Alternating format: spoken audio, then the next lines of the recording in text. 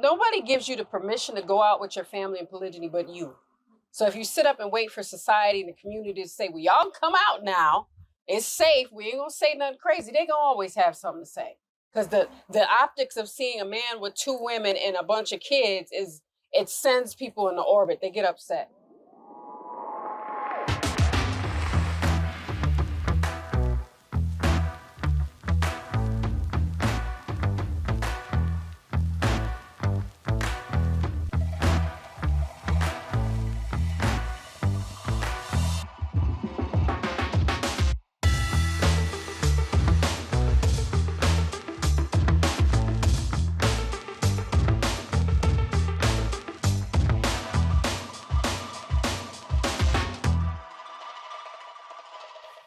Assalamu alaikum, peace. I'm Coach Nazir. And I'm Coach Fatimah, his wife. And I'm Coach Nyla. I am also his wife. And we are the founders of Outstanding Personal Relationships. And from what we hear, your favorite relationship and polygyny coaches, as well as the authors of the book, Let's Talk Polygyny Uncensored. With that being said, we get asked a lot, how did things get started? How did you start going from, overcoming a lot of the challenges, the different tribulations and so on, to getting smooth or getting better, coming together, whatever it may be, all right? That question comes a bunch of different ways, but we know what you mean. When did you cross the chasm, or how were decisions made? Because it can be a struggle. It was a struggle for us. Yes. So we sure, with the lack of resources that are out there, that could probably be a struggle for you. Or if you're doing research and being proactive, congratulations for you. All right, you don't have to struggle through a lot of the stuff we went through if you learn from other people's lessons. Indeed. All right. So we're going to talk about just a few different things. So, for example, one of those is, how do you operate as a family? Many of you know, if you've followed us for any amount of time or seen our videos, that we do a lot of things together. So whether they're big family events, our weekly events that we do, or our weekly family meetings that we call the family councils that we have, whether it's going shopping together, do a number of different things. We choose to do some things together. And of course, we do things separately as well. So how do we get to that point? Because people do stuff separately all the time. That's easy. Right. You know what I'm saying? Sometimes people even label the different families and all that kind of stuff, but we don't adopt that philosophy. We believe we're one family. Basically, under my protection is the husband under my name, if you was my family, right? So what happened, at least from my perspective, my idea, what allowed us to kind of get over that bridge or start moving from one thing to another is really hitting what's called POD. POD. Some of my mentors had taught me a while ago that sometimes things don't change until you hit POD. Sometimes people say rock bottom or whatnot. I'm not saying that, but POD stands for point of decision. All right. And it can also mean a point of disgust. It's something that usually you get tired of. Sometimes people get sick and tired of being sick and tired of going through the same thing. So they make some decisions that end up changing the direction they were going. And that can happen literally overnight. Now, the results may not be there, but at least you can start changing direction overnight. Just like if you're on a big ship and you're navigating it. Now, keep in mind, I'm the navigator of this ship called my family. It may take a minute to turn a big cruise ship around to get to a destination or to adjust it, right? But you can change direction overnight, even though you might not get to that destination. So at least for me, we were at an Eid celebration, one of our holiday celebrations. And instead of doing what we did in previous years, where I would say, okay, whatever house I'm at, we'll just go and so on. We can go whatever Eid we want to go to. It can be separate locations, different prayers and all of that. And I'm like, I don't like that. I don't like that. You know what I'm saying? There's one I really wanted to go to, and it was in the park and it was fun and all that kind of stuff, or at least I imagined it to be that way. So I'm like, we're going to go ahead and go here and go there. So both the families, because it was looked at as being separate. So I was with one family. We came that day, drove together, boom, and the other part of the family and all that stuff came, and my wives, my children, and all that. But it still was operating separately. It was cordial and respectful. It just seemed odd. And I didn't like how that felt. Because again, I had made the calculated risk to practice polygyny. I knew the vision and stuff I have for the family, but it was taking a while to get there because I wasn't stepping up as that navigator, in my opinion, in making those decisions. So making that decision, said, all right, this is how it's going to be. At that point was a bigger decision and step versus previous Eid celebrations. But then after that day and seeing how it was still operated separately amongst cliques of friends and different people and children all confused, I'm like, you know what? We're not going to do that. We're not going to do it. From now on, we're going together as a family. We're going to be together as a family because we are family.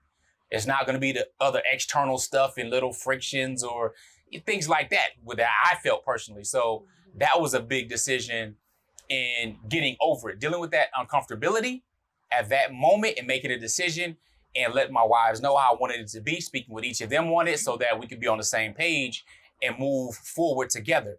Wasn't all perfect, but it started on that process. So that was the first thing in how it started becoming better and operating as a family that I can recall several years ago. My recollection is different than that. That in general, yes, that's how it happened. But I specifically remember a really powerful moment, and it was Eid. And it might be the Eid that Coach Nazir was referring to. And my daughters wanted to go see their friends because there's 2 different locations. So some of the Muslims in the city went here, and then the other half of the Muslims went there, and it was 2 different locations. And I remember you were saying we weren't at the park or whatever it was. And I remember telling you, I said, well, you didn't say you wanted us all at the park. And then I knew on that day, on my Eid, that it was important for all of us to be at the park. Although the girls, they're older, so their friends had left school and everybody was in college and things like that. So I knew their desire for wanting to see them. However, I just remember that day, this shift happened. And after that day, we were all at the same Eid because it was weighing on Coach Nadir, like he was saying, that it was a separation. Like physically, we weren't at the same park, we weren't at the same Eid. And I was like, you know what? Then this is the moment where we cross the bridge to go, okay, it's more important for us to go to the Eid, be together, and experience it as a family, although we're not all up under each other. There's other people at Eid we're talking to and meeting and seeing and reconnecting with. And then after that specific Eid, when our daughters wanted to go see their friends, they did that after the Eid that we had with family. Now, okay, then we'll go to the other spot, let y'all see your friends. You might not be able to pray with them, but it was more important that we pray as a family at the same place, the same park together, and then the kids, the littles, we call them the littles, could be with one another and see one another. But I remember that day because there was that interaction when we were texting, and he was like, I don't like that we're at 2 different spots. And I'm like, boom, there it is. He said he don't like it. And it wasn't serving us, our family as a whole. And you could feel the separation.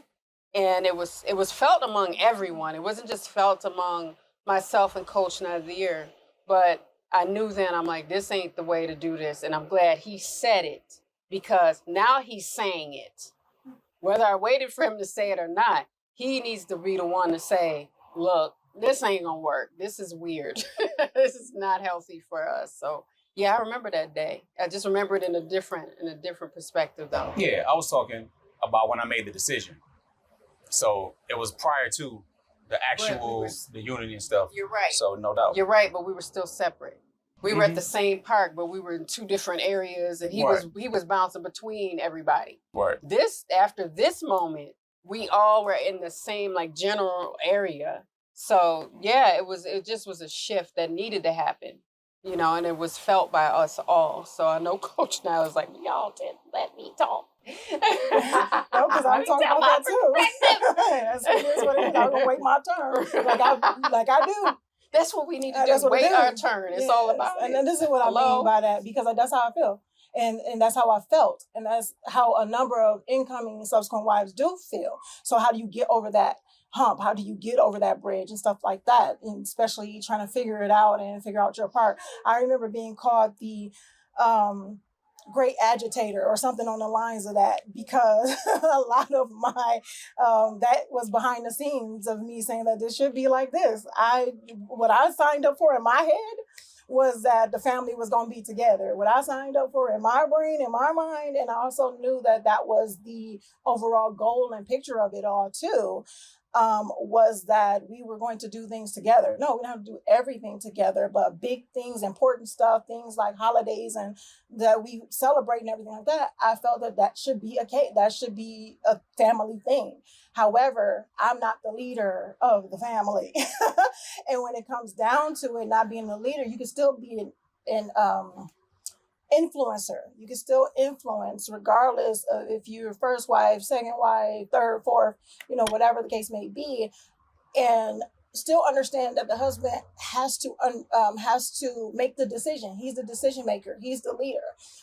But if you want something and you see something and you also see that this is his vision too, you may want to ask some questions or give some suggestions. Don't just leave it all up to him and say, well, you figure it out because this is what you do and this and that, whatever, because you'll start to find out with better communication. And that was my thing, communicating a lot better, and saying that, you know what, I thought it would be like this. And it's like, well, this is, this is a thing to do, because this is what I want as well. So, and I'm pretty sure that other parts of the family want it, but I got to be the one to say it. Just like Coach Fatimah said, she was like, I was waiting for him to say it, type of thing. So sometimes when it comes down to it, when you look at it, we all wanted the same thing. It's just that we didn't have the same way of going about it or thinking about it or anything like that. And you sometimes wait for the leader to take the stand and say, you know what, this is what I said, this is what I believe that it should be, and this is why it would be beneficial.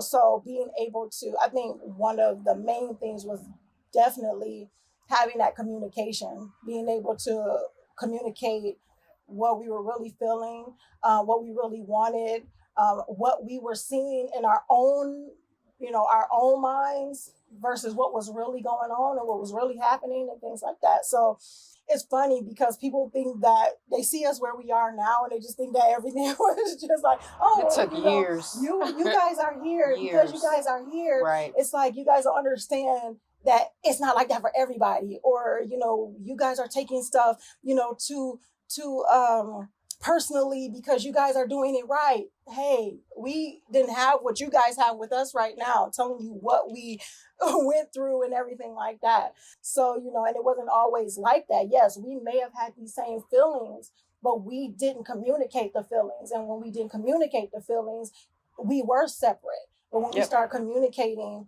properly and effectively and efficiently, we started to feel like that. We started to see that we all wanted the same thing. We wanted to grow and thrive and be together as a family.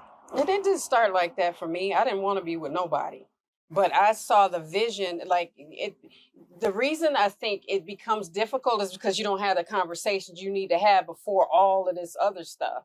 So it's best practice, because we always talk about this, is say, we want to be together. It's best to be together. How can we be together? And then you can get to that point. But when you try to reverse engineer stuff, it becomes more difficult. And then you go, well, we really should be together. I know we weren't, but it becomes more of a challenge. So if you're open to communicate about it, you should. Can't make you, but communicate about it, because again, polygyny is not just happening to the adults. Especially if you have children, they're seeing all this unfold and they're seeing it. They're thinking, I could have planned this trip better than the three of them. We should be together on Eid. Why are we separate? I know for a fact that our daughters had brought up, it was like, oh, just, Abu's not here. We don't see him. It's weird that he's not here for Eid. I'm like, he here for Eid. You go see him at Eid, But it's changing the question that you ask yourself. You might not be used to a specific way, but maybe the best way to do this now is the way we're about to do it.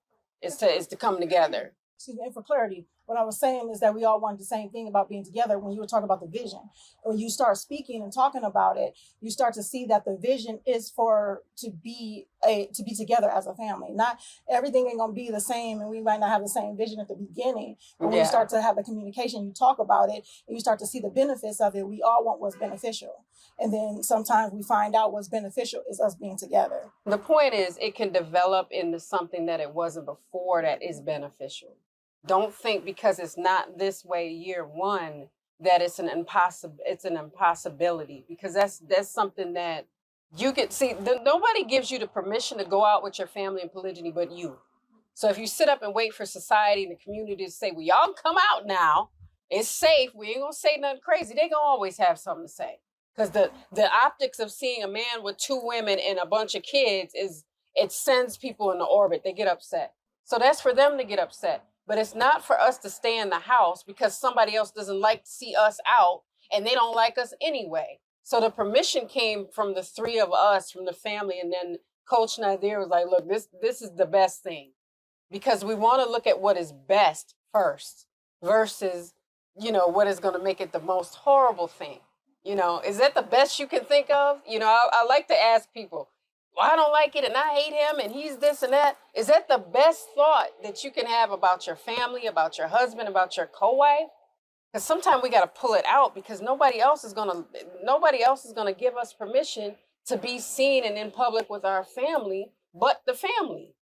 So don't wait unless you know it's a challenge and you must wait and must take some time. But don't we didn't do this thing where the 3 of us were like, this will never happen for this family. We just not gonna go out and we're not gonna be together. We thought of ways we could be together and we could go out and celebrate and have family functions and have family fun. So we worked together on that. So if Coach Nazir had the idea, then the 2 of us weren't in a space where we didn't want to cooperate with the idea or make it harder, because sometimes the man will want to shout from the rooftops. He's in polygyny. He's got a huge family. He wants them to be seen and he wants to go out with them. But if the infighting, from the rooftops, you might not want to, but if the women are going, no, we ain't going to, you didn't get my permission to take us out and you didn't get my permission, I'm not down for going out and I'm not going to be seen with her and all this stuff. I think about the trickle down effect of that. So we were all 3 very intentional about wanting this to be a healthy experience, even though it was not perfect. It's not going to be perfect. We're people, but we ain't got to make it hard either. Indeed, that's the kind of the crux of the matter is this. As a man, you have to lead your family. All right. So by demonstrating your consistency, by making sure you are leading and demonstrating, that's really the main thing. It's not just wishing or wanting, it's demonstrating. Then you got to take the lead, make decisions. All right. You got to paint the vision and at the same time, lead your family to understand based upon what you've already been doing and want to move towards that it benefits everyone. Now, is everybody going to like it? It doesn't matter.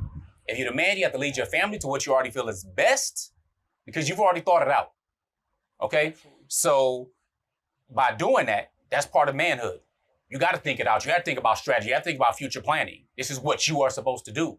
And in doing so, if you want your family to operate as one unit, then you got to lead them to do that. All right? If you have children, especially, all right, it's very important. See, we get these stories, and for Muslims in particular, we get these stories in Quran. About 40% of the Quran is made up of stories where we get the lessons from these stories. When we look at Prophet Yusuf or Prophet Joseph, alayhi salam, may peace and blessings be upon him, we see the drama and stuff around his father, right, who had 4 wives.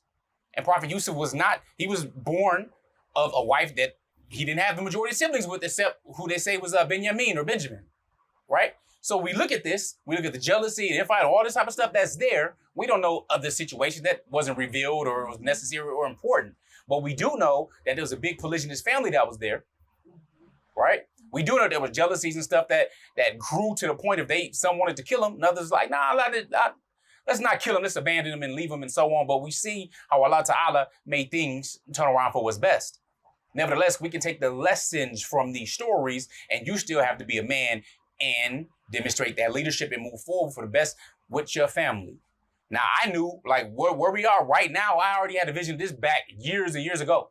All right. I knew this. I had the stuff I was looking at my journal from 2016 on how we introduced ourselves and making these videos that we didn't start to a few years later. You know what I'm saying? So I had the vision, but you got to have it. You have to cultivate, you got to plant, you got to cultivate, and then you harvest. You got to plant, cultivate, and harvest these new ideas and new things and so on, but you got to cultivate. That's that one part. Then you got to harvest. Sometimes the harvest be messed up by the storms and elements you can't control. But for the things you can control, work on that well pray on it, be with the fam, and prayerfully, you'll be able to get over that bridge sooner and quicker and be realizing more fulfillment and happiness with the same amount of time that we have, because our date that we're going to leave this life is already determined. So we can decide to stretch it out and have smaller time where we want it to be, or we can try to get there as quickly and smoothly as possible by being intentional and being aligned with our values. So prayerfully, that helps you out with that part. And we'll let you know some more how it started, like family meetings and so on that we do, so that you can also get a picture of that. All right? Because you've asked for it, we're going to give it to you. We'll give it to you. Anything else? No? All right, cool. This is what we want you to do. Let us know what your favorite flower is, because you may not see it, but we're going to have some B-roll and some other stuff we're going to put in so you can see these roses that are surrounding us in this garden that we're at today filming. So let us know, what is your favorite flower? What is your favorite flower? So below in the comments, put my favorite flower is, and let us know. With that, we're going to end with GLC. Make sure you are growing intentionally. Loving fearlessly. And connecting on a higher level Every single day. Assalamu alaikum. Peace.